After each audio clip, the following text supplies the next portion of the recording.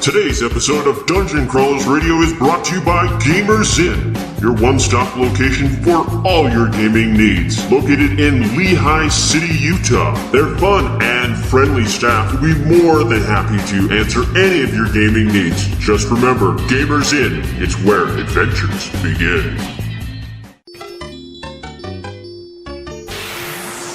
It's time to power up.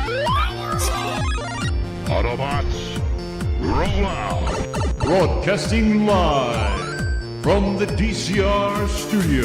Oh yeah! The Geek Revolution starts here. Excellent! Get ready for the #1 hit geek radio show out there. Well, it is impressive, isn't it? Because it's time for Dungeon Crawlers Radio. Let's get ready to rumble!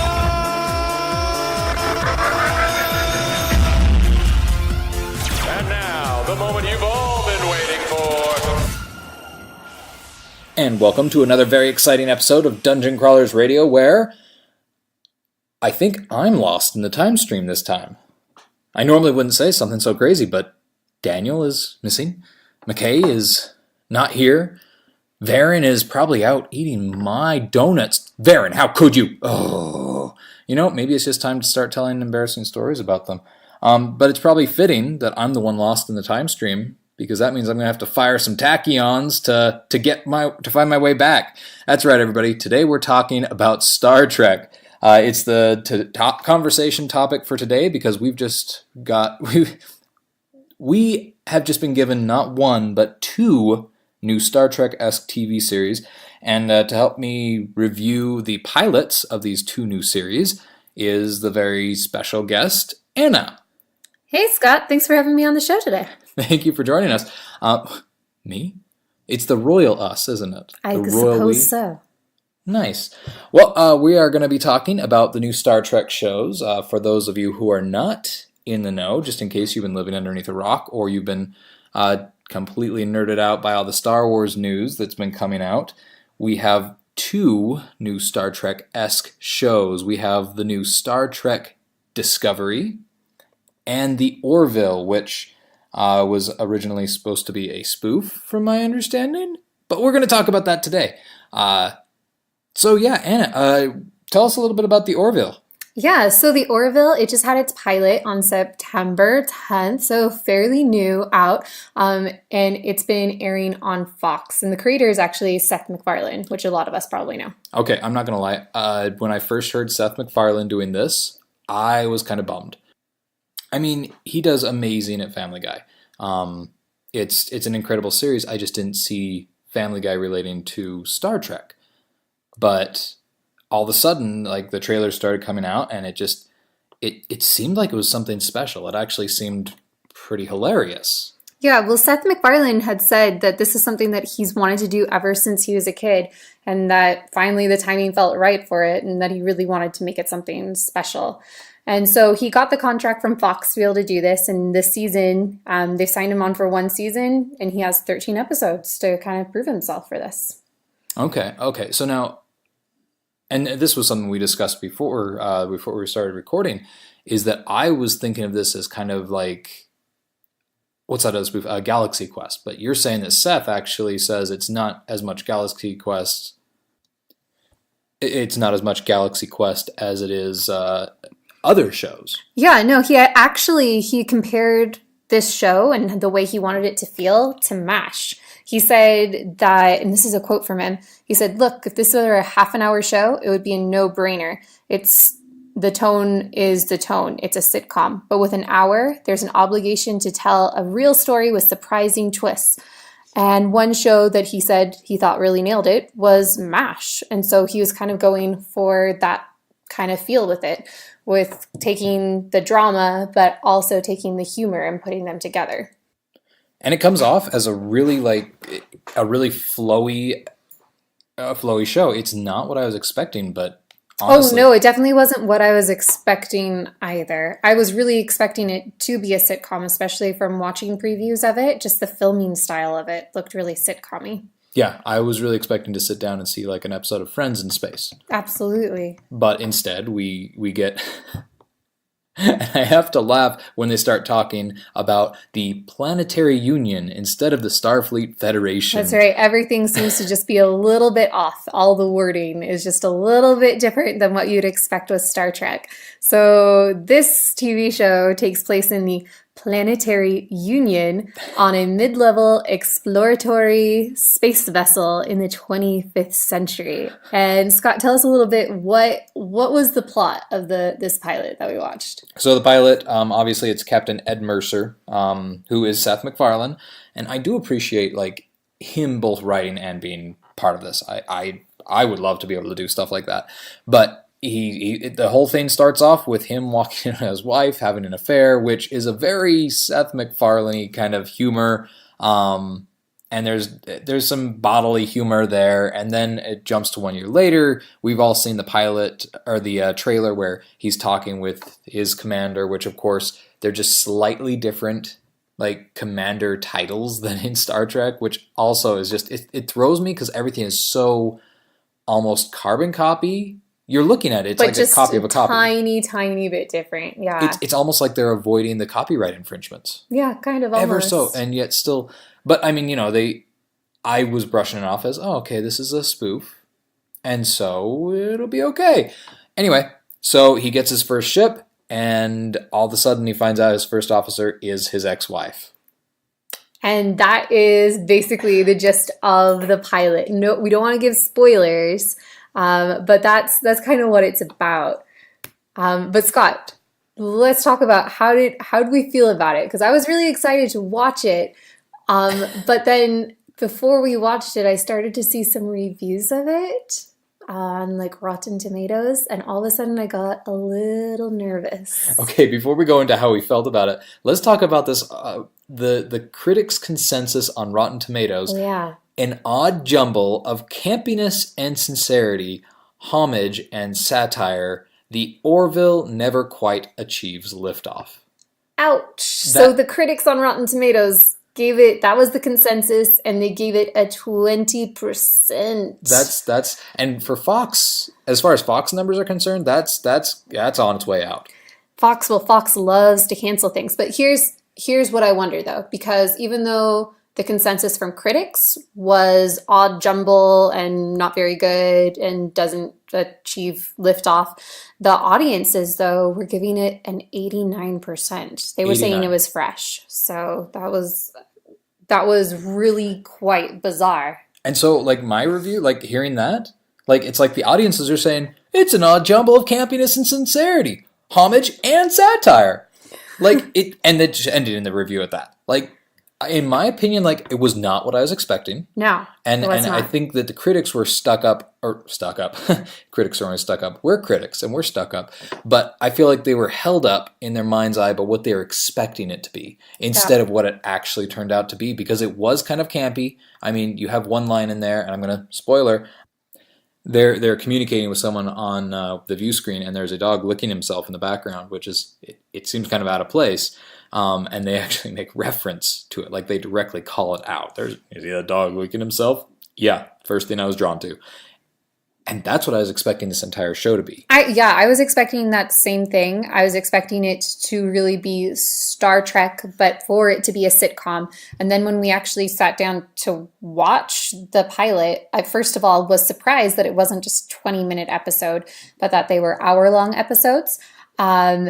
And I was also surprised that it wasn't constant humor, that it really was a combination of drama with comedy, but then the filming style was filmed in the style of a sitcom, like the sets and the costumes and the lighting, it's all very sitcom-ish. So I was having a hard time with that because everything was screaming, sitcom! But then the writing of it seemed almost more just normal Star Trek-ish, and the subject matter as well was a little serious.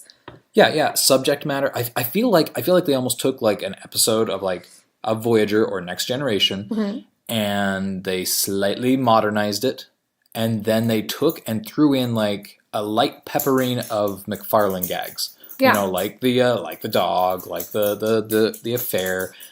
it was literally like it was a normal Star Trek episode, like a classic good Star Trek episode. But with a little bit of like commentary on the side, like you might sit around in your house on the sofa teasing as you watch a show. And it's almost like eating sweet and sour chicken to me. It's like, oh, it's sweet. Oh, it's sour. Oh, it's sweet. Oh, it's sour. And it's kind of hard to find that mesh. And I feel like by the third episode, I know we're only talking about the pilot. I know we're only doing that. But I feel like by the third episode, I was laughing out loud because I'd found that comfort zone. I was starting to get it more. But the pilot like really did shock me. But let's talk about another pilot. So there's Star Trek Discovery is another pilot that just aired. It aired around the same time on September 19th. And this one is being shown through CBS All Access, which most of us have probably never heard of.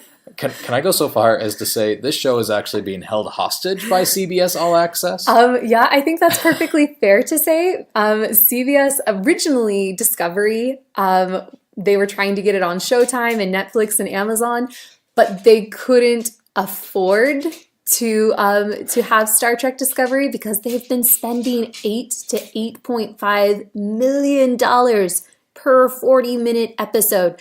But CBS was willing to take it on because they want to launch CBS All Access, which if you haven't heard of it, it's like a streaming site, just like Netflix or Amazon is or Hulu, that you have to pay for. And if anybody wants my opinion on that, you can go check out our other show where we talk about streaming services and about how Disney and everybody else is getting on board with this boat. So basically, instead of paying cable bills, now we're just going to be paying like $6 to $10 per channel per a streaming service. It's ridiculous. We already pay for Netflix and Amazon and Hulu at our house. And now I'm just like, what? We have to pay for CBS All Access so we can watch this one show. The CW's streaming app is free. Yeah, which I love. I love that it's free, but at the same time, I still hate it because they took everything off of Hulu. Oh, that's true. It was on Hulu before. I'd be fine paying for one service if I knew that all my shows were there. But instead, now I'm logging into different apps every other day to see, is there any new shows? Oh, no, I'll log into this other app 5 minutes later. Oh, no, still nothing there. Ugh. And now, so they're just adding one more. And on top of Discovery, all you're getting is The Odd Couple and maybe some Big Bang Theory. Yeah, they have like the young Sheldon on Big Bang Theory too. Intriguing, but $6. It's obnoxious. Another bill to have to pay to watch a couple of shows. But despite it being on CBS All Access, there are some things that sound a little promising about this. And to me, what seems promising about it is the creators and the writers who are working on this. Well, didn't you say that Brian Fuller, the writer for Deep Space Nine and Voyager, is one of the main creators here? Yeah, so Brian Fuller is one of the main creators, along with Alex Kurtzman, who was the co-writer for Star Trek and for Into Darkness. And then they also have a writer for this, Nicholas Meyer. And he was the writer and director for Wrath of Khan and Undiscovered Country. So they really have a lot of big names from the Star Trek universe here working on Star Trek Discovery. And I have to go into this. Like, it felt like watching this, it felt more like Wrath of Khan epicness. Oh my gosh. Well, it did not feel like a normal Star Trek episode. It definitely felt like a movie. And that was something that they actually really wanted. Some of the makers of the show were saying that they really wanted it to have more of a cinematic feel instead of episode feels, and that they wanted it to have that look and feel of the J.J. Abrams filming, which also explains the big price tag for each episode. Okay, I'm not going to lie. And this was something else that I know I'm jumping back to the Orville. The sets are huge. Like, the bridge is enormous. For the Orville? Yeah, it's a decent size set. Yeah, it is. It feels like it's bigger size. than Next Gen or Voyager's set for their bridge. But Discovery especially. Discovery was humongous. Their bridge is enormous. Yeah. I mean, it was like, and the feel of it reminded me of the mix between the Enterprise's bridge, which was very mechanical, but very condensed, versus the Apple Store version of Star Trek, which is very wide and way too well lit. I mean, it was like they took those two and said, okay, we want something in the middle because obviously this is a time frame right in the middle. Well, it's not right in the middle, but it's between those two. And it is kind of between those two, even with the filming pattern of it, because they definitely went with the J.J. Abrams look of how it's filmed, but it has a disturbing lack of lens flare, which J.J. Abrams is famous for. But I did kind of appreciate that they don't have like an overabundance of lens flare this time around in this filming. So one thing that does disturb me about this, because it is kind of between the two, because they have come out and said that Star Trek Discovery is in a separate timeline from both the original TV series, all the TV series, and the 2 movies. So hold up. It's in an alternate timeline. It's not connected to the J.J. Abrams movies. It's not connected to the TV shows that we already know, and that's really kind of frustrating to me because unlike Teenage Mutant Ninja Turtles, that's gone through iteration after iteration in different universes, and even those are all connected. These timelines are in no way connected to each other. So really, while on one hand they can do whatever they want, on the other hand, like, there's no guarantee that Sulu even exists in this reality. That's absolutely correct. But the thing about it is that this reality does take place just about 10 years before the original Star Trek. But like you said, in a separate timeline. So the actual story of the pilot, it follows female first officer Michael Burnham aboard the USS Shenzhou. It's a beautiful ship. Yes. And the story of the pilot is all about them being aboard the Shenzhou and as the Federation Klingon War begins. Oh, yeah. And way too much Klingon dialogue in this, but... And the main Klingon in it, he spoke really slowly. He reminded me a lot of Bane. And I had a hard time not making fun of his voice. He reminds me of having fake teeth in his mouth and that he was trying to breathe. And that's got to be obnoxious. I've only had one role in my life where I had fake teeth, and it was the most obnoxious thing ever. So for that, like, hey, awesome. Like, you did an amazing job.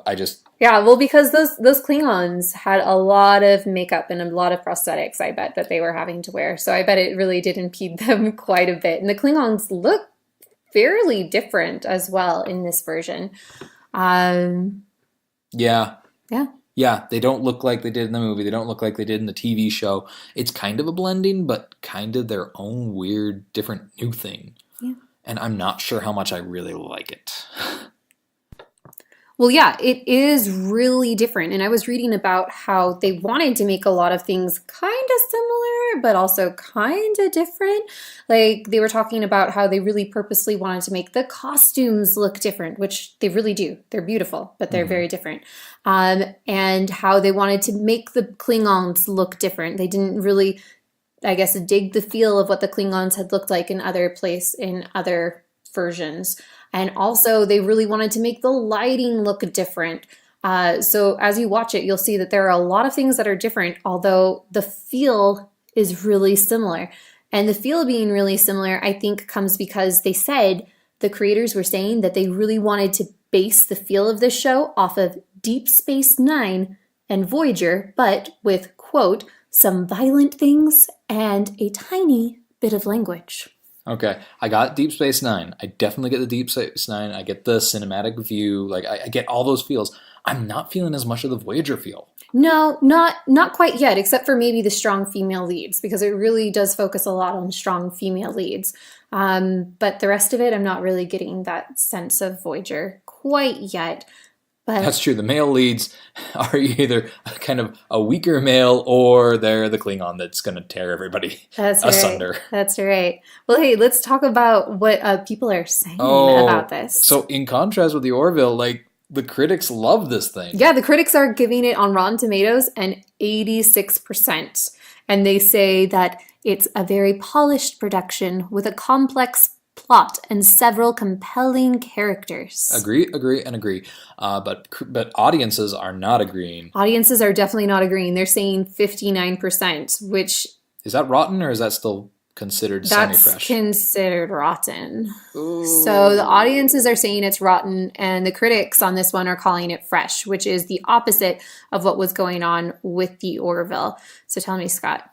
What's your personal feelings on it? Oh, no. Okay. Haha. Okay, can I be perfectly honest? Yes, I you think that part of that audience 59% is frustration, the fact that it's being held hostage under CBS access. No. I'm dead serious. I'm serious about that too, because I'm frustrated about it. I'm kind of upset that I'm going to need, I know it's not all that much that I need to pay each month to watch it, but I'm upset that it's the only show I'm going to be watching on CBS All Access and that I have to pay to watch a couple episodes. And for me, it was frustrating because we downloaded this on 2 different Xboxes. We tried accessing it on our computer. 2 internet browsers were having difficulty with the service. I think it's such a new service. Our Blu-ray player wouldn't even access the CBS app. We got it to work finally on Firefox on our computer, hooked up to our TV, and that's the only way we could actually watch it. And so that just it felt like I had so much that I had to do to earn. I would rather. I feel like there are just so many bugs in it right now, probably because it is so new. Like I said, they're using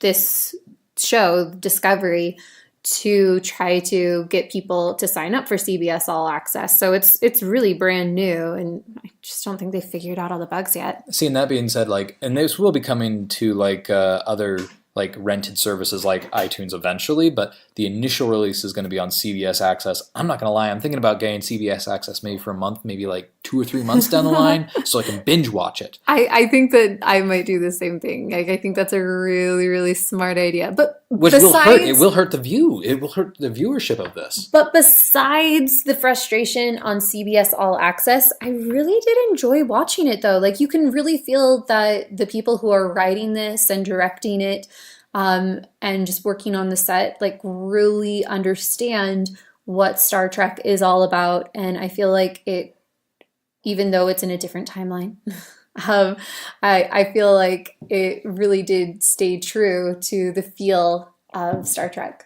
Oh yeah, it definitely felt I felt the cinematic Star Trek universe in there. Too much Klingon. I think that if you cut down on 25 to 50% of the Klingon, I think it would be a much better show. I love seeing Michael interacting with the captain. I love seeing all the actors did such an amazing job on the ship. Did.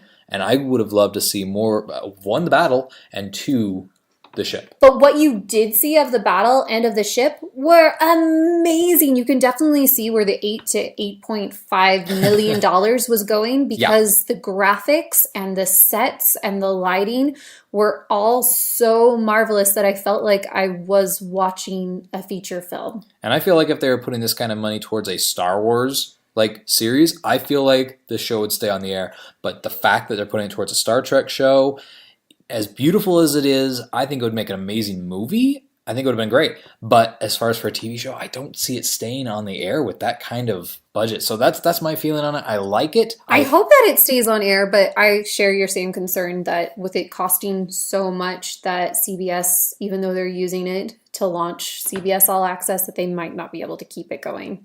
And I hope that I'm wrong. I was hoping that I was wrong with Terra Nova, but same thing. Fox just said, it's just too expensive. People are liking it, but it's just too expensive for what it is. Yeah. And I don't see them cutting budget on this. It was so epic, so amazing. I just don't see how they can cut budget, especially with the size of the sets. Yeah. And the feel that they're going for. Well, let's talk about the two in comparison to each other, because we have Star Trek Discovery and then we have Orville.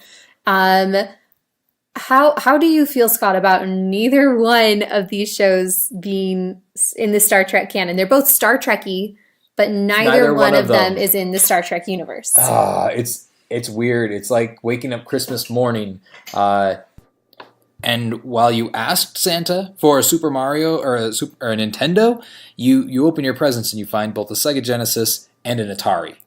Neither one of them contained Super Mario. Oh, I really want my Super Mario Brothers. But all of a sudden you realize you've got 2 really good game systems here. You have double what you had before, which was nothing. You had nothing other than Star Wars, which I love Star Wars, but you just didn't have it. So I'm excited, but I'm still disappointed that neither one of them are in the Star Trek universe. Yeah, well, and I knew that going into the Orville, I knew that it wasn't going to be in the Star Trek universe, so I suppose I'm not as disappointed about that. It's just more of a fun, oh look, it's a Star Trek-y-ish show. It almost feels a little like a fan film, almost. A fan film, but with famous people and a larger budget. Yeah, But then, it's a fan film. But then It's Seth MacFarlane's fan film. Yeah, it is. Well, he said he's been wanting to do this since he was a kid. So, like, it honestly does sound like it's his fan film time. I wish the robot looked better, but sorry, that's just... But I was a little shocked, though, to find out that Discovery wasn't in the same universe and timeline. That was more of a shock to me because I was kind of hoping that they could tie that in with upcoming movies since they're just supposed to be 10 years apart. But they came up with an agreement so that they wouldn't have to. Yeah, and I guess that was something that they really wanted, was that they didn't want to have to make the movies and the shows depend on each other, but that they could keep developing them independently. Dum, dum, dum, dum, dum. Because it's worked so well in the past, between Star Trek and Next Generation and how they smoothly transitioned into film. It was just like watching a big Star Trek episode that was just longer, and I loved that. But we can't get that from this unless they change their mind. They did that with the Avengers movies. Right, and some people have mixed feelings about that in Agents of S.H.I.E.L.D. Me, I love it. I love seeing Agents of S.H.I.E.L.D. taking place on a more down-to-earth level. You're actually seeing Hydra taking over and the results of that in the S.H.I.E.L.D. organization. And I feel like this could have been just like that, except at $8 million an episode that they could have done a lot more in depth. Yeah, well, okay, so I know that the Orville isn't in the Star Trek universe, but Scott, which one of these shows between the Orville and Discovery, which one do you feel like is more of an accurate representation of what you feel like is the Star Trek universe? Sega Genesis versus Atari. That's really what it comes down to. Both have different feelings. Orville feels like they took an episode of Voyager or Next Generation. They took all the characters, made them a little funnier, a little stupider, and threw in a couple fart jokes, and bam, it's on TV. And I feel like for today's audience, I feel like it's going to be a winner. So I feel like that feels like the TV Star Trek, just modernized and a little more dumbinized, I guess you could say. Sitcomed. It really is. Without being a spoof. Funny. It's not a spoof. Well, it's funny, but it's just not. But it's not a spoof, and I really expected it to be more spoofy. Exactly. Yeah. While I feel that the other Star Trek Discovery is much more. It's cinematic Star Trek, but how they are extending out the story, they're making it much more dramatic, thematic. Like it feels like they're not making a 2-hour movie; they're making an 8-hour movie. Yeah, well, actually, originally when they were making the Discovery, Brian Fuller really wanted it to be apparently really allegorical and have a lot of in-depth character analysis, take it really slow, have a lot of I don't know, and really have a lot of discussion about kind of social issues within the setting of the Star Trek universe. So he was really kind of taking it in a kind of a different direction almost, I would say. While the Orville is having an entire episode dedicated to what is gender and how does gender relate to your identity as a person. Well, so I suppose both shows kind of wanted to have a little bit of that feel of discussing social issues along with Star Trek, which I guess before I guess maybe that's going a little away from Star Trek, but looking back on shows, I guess they've always kind of discussed some of those things. Star Trek has always been about race and about gender and about who you are as a person. They always have investigated these in a more 24th century kind of approach. Yeah. And I've always enjoyed that. So I feel like both shows are, I feel like the Orville's bluntly doing it. And I appreciated the episode. I thought it was hilarious. Episode 3. Oh, I don't want to give away spoilers, but go watch it. It's hilarious. We'll talk about that on next week's show. But yeah. But let's talk about some grades for these shows. Oh, we're grading. We're already on the grading? You and Daniel. Okay. Should I be the Daniel? It's a C. It's a D. I like it. Sorry. He's a little rough on his grading. Of course he is. But justly so. He'd be one of those critics that would give it the 59 or 20%. That's just so harsh. Which what? Oh boy. Okay. Okay. Here we go. So real grades. We're talking about real grades. Real grades here. Now, are we comparing this to? Let's compare them to what they actually are. And the Orville is a sitcom, an hour-long sitcom that. But he's takes place in specifically, space. but Seth MacFarlane is specifically saying that he doesn't want it to be viewed as a sitcom because it's an hour long instead of a 30-minute. So, but that is still like messing with my mind a little bit, even though I'm enjoying watching it. Okay. My grade for the Orville. We're doing the Orville grade. Yeah. As far as for a TV show that I would watch on a weekly basis, I give it an A-. No, B+. B+, solid B+. That's just because it was not what I was expecting, and I am still slowly getting over that. But all in all, it has everything that I want in a show. It has character development, it has some good laughs, and it even has some lowbrow humor, which mainly I like every now and then to have a little fart humor every now and then. And it's not as bad as I thought it was. It's not as bad as I thought it was. It's not as bad as I thought it was. That's always what someone wants to hear about a show that they've poured their heart and soul into. It's not as lowbrow as Family Guy. No, that's true. I thought it was going to be a lot more lowbrow.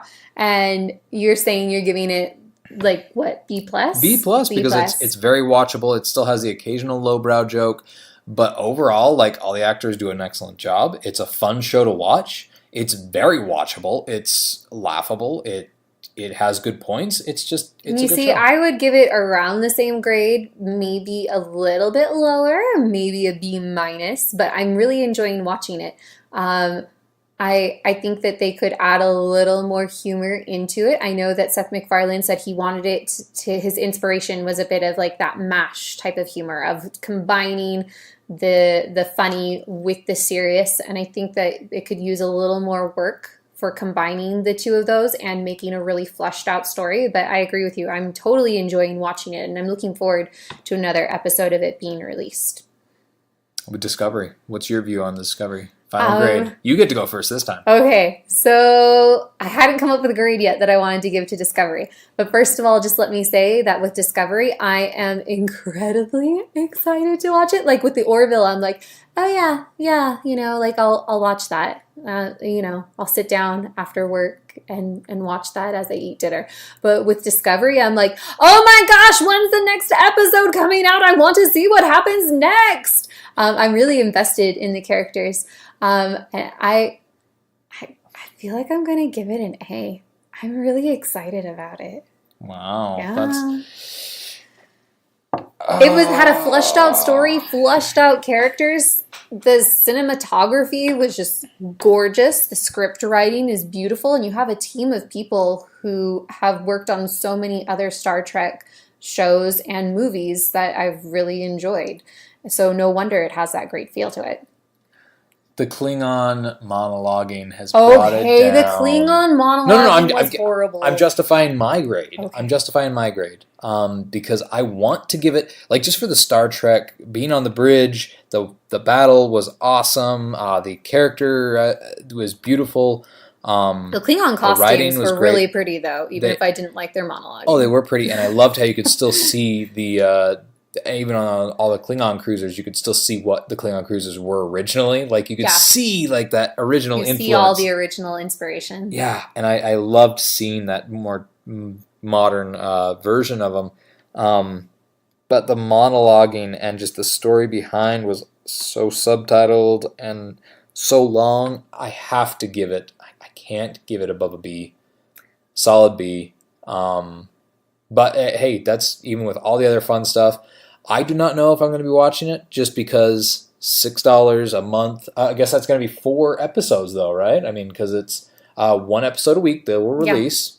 And there's going to be 15 episodes overall, so we have a few months that we have to pay for a subscription to CBS All Access. If you want to see it first, you have to pay the CBS All Access. Don't be a pirate. Don't be a Klingon. I guess Klingons have honor. Hey, they have honor. Yeah, honor. They pay. I didn't see a lot of honor going on with these Klingons. I'm not going to lie. They thought the Federation was dishonorable. How they always say, we come in peace. And they're like, hell no, you don't.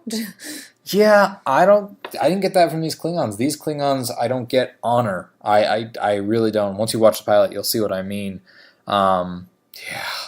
Yeah, that was rough.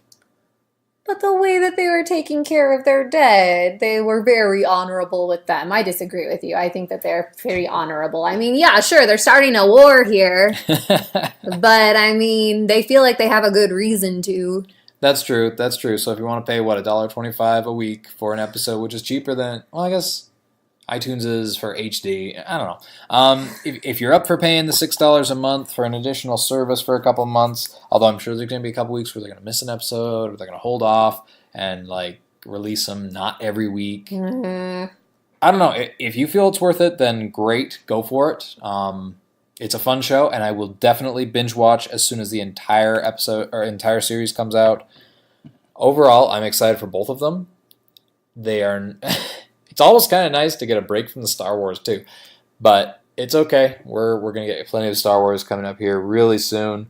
New trailers coming out here in the next couple weeks. Mark Hamill revealed that it's coming out on October. I'd have to look it up.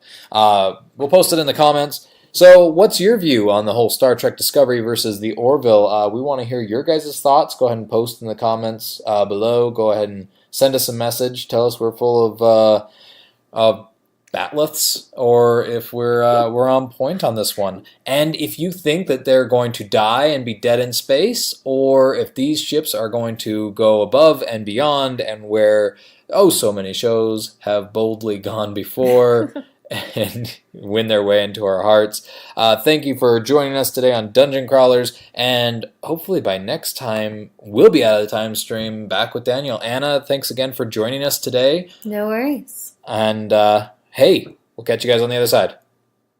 Beam me up.